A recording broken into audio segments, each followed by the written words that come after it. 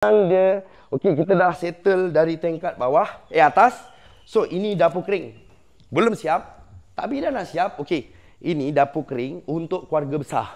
Makan. So, dapur basah, boleh jangan buat kat luar, nampak ni. Ni dapur besar. Geng, sebenarnya dah 90% dah nak siap dah rumah ni. Dah nak siap. So, banyak lagi yang Boyjan kena buat bab landscape. Sebab landscape Boyjan belum usik langsung. Sebab kita fokuskan kepada yang paling besar, iaitu rumah jatinya. So, ini dari belakang kita boleh tengok depan tu. Ini luas. Sebelah kiri Boyjan ni bilik. Tinggi sikit. Okey, ini bilik. Nampak? Ini bilik. So, boleh tahan, geng. Allah bagi rezeki. Bestnya hidup ni. Hidup ni memang best, geng. Ni tengok ni. Bayangkan. Ini pagi. Teringat pula dulu duduk rumah nenek-nenek kita. Mana ni ada? Yes, tapi version besar untuk customer Boyjan. So, ni Boyjan akan buat pintu. Disebabkan Bos Ijan nak asingkan tempat privacy korang. Okay? Yang stay dekat sini, kat dalam. Dengan mungkin orang lalu-lalang untuk tengok tempat lepak dekat sini.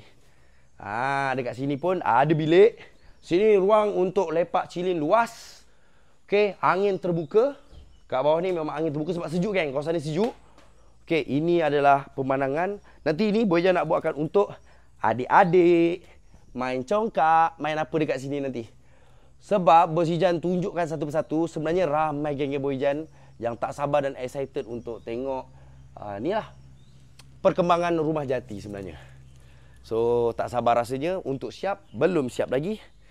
Tapi, apakan daya, masa tak akan kembali.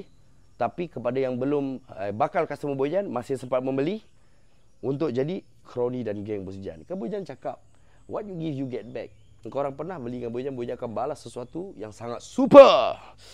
Super, geng. Okey. Ambil dari situ.